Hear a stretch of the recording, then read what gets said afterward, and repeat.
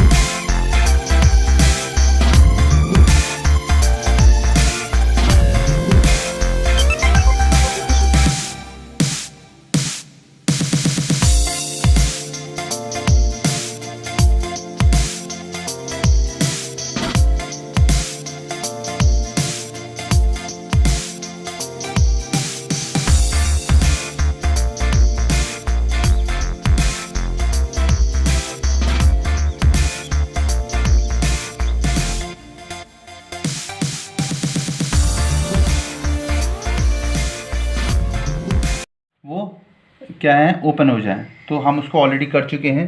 अब हम इसको खोलने जा रहे हैं। इसके इनर व्यू इस तरीके से है।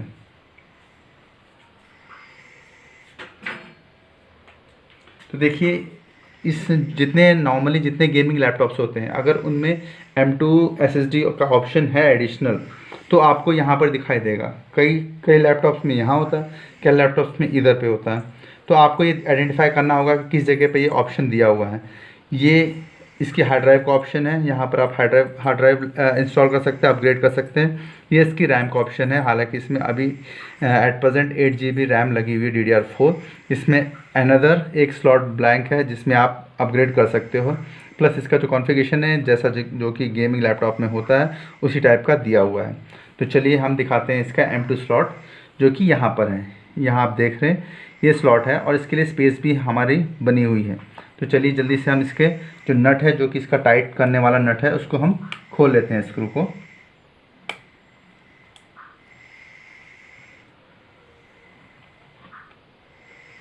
इसको खोलने के बाद आप इस SSD को, जिसका फ्रंट फेसिंग है, इस तरीके से इंस्टॉल कीजिए, जो कि बड़ी इजीली इंस्टॉल हो जाता है, इसमें कोई दिक्कत नहीं होती। ये देखिए इंस्टॉल हो गया। जैसे ही आप इंस्टॉल हो गए, अपना आप ऊपर की ओर पुश होगा, जिससे आपको पता चल जाएगा कि इंस्टॉल हो चुका है। एंड इसके बाद इसमें दोबारा स्क्रू इंस्टॉल कर दीजिए।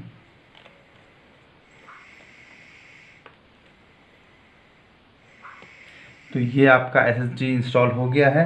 एंड इसके बाद में अगेन इसका बैक कवर आप इंस्टॉल करके इसे रन कीजिए।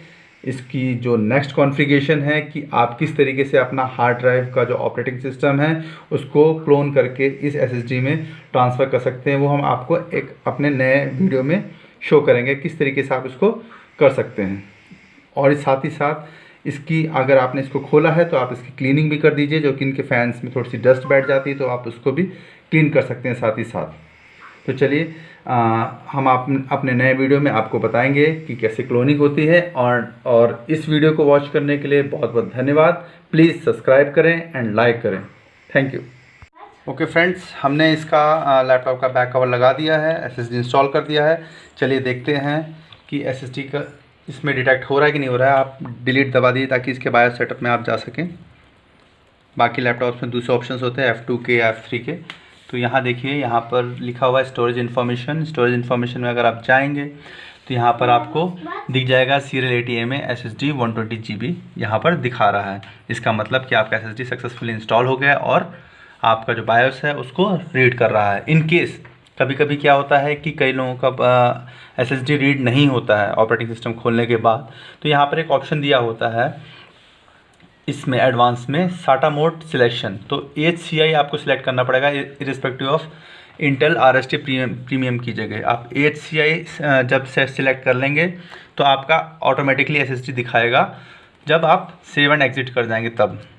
तो चलिए हम इसको कर देते हैं।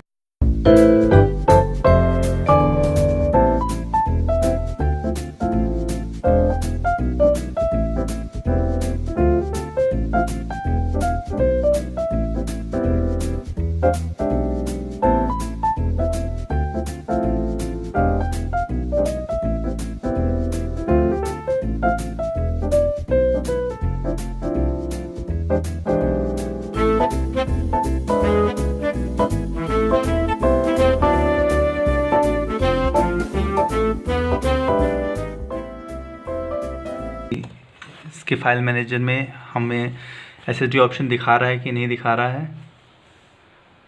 तो आप इसमें देखेंगे तो आपका SSD ऑप्शन नहीं दिखाएगा। इसलिए दिखाएगा क्योंकि वो अभी तक आपने उसको क्या किया है, सेटअप नहीं किया है SSD को। तो अगर आपको उसे देखना है उसके लिए आपको क्या करना पड़ेगा, माई PC में राइट क्लिक करके मैनेज पे जाना पड़ेगा। मैनेज पे आप जैसे जाएंगे,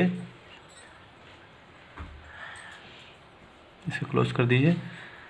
मैनेज में आपको जाना पड़ेगा डिस्क मैनेजमेंट में, जो कि यहाँ पर लिखा हुआ है। डिस्क मैनेजमेंट में आपको रॉ ड्राइव जो आपकी 120 GB की रॉ ड्राइव, ये देखिए डिस्क 0 दिखा रहा है रॉ ड्राइव, जिसमें हालांकि 111.79 GB दिखा रहा है आउट ऑफ 120 GB। हालांकि इतना दूसरा जो है सिस्टम फाइल्स कवर कर लेती हैं, तो इसी के लगभग इसी के अराउंड स्पेस फ्री दिखाता है ये। एंड आपको इसे क्या करना पड़ेगा, फॉर्मेट करके न्यू ड्राइव क्या करना पड़ेगा, सेटअप करना पड़ेगा। न्यू सिंपल वॉल्यूम सेटअप कर दीजिए, नेक्स्ट कर दीजिए। एंड जो उसका अमाउंट है वही रहने दीजिए।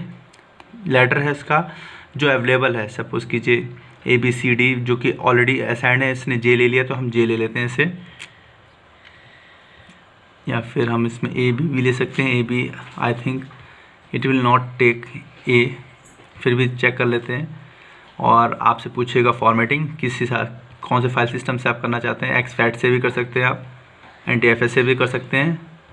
NTFS से करेंगे तो ईजिली रहेगा इसमें ऑपरेटिंग सिस्टम इंस्टॉल करना।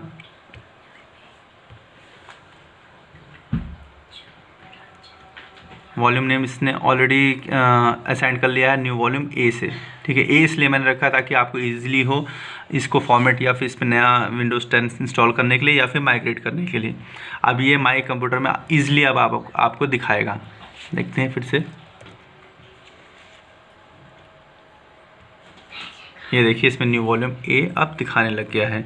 अब आप जो हमारे नेक्स्ट वीडियो में देखेंगे जिसमें हम आपको दिखाएंगे कि कैसे आप पूरा इस लोकल डिस्क C का जितना भी डाटा है उसको आप माइग्रेट करेंगे न्यू वॉल्यूम A में, ताकि पूरा विंडोज़ जो भी है सेटअप आपका इसमें चला जाए एंड उसी से ये सारी चीज़ें बूट हों।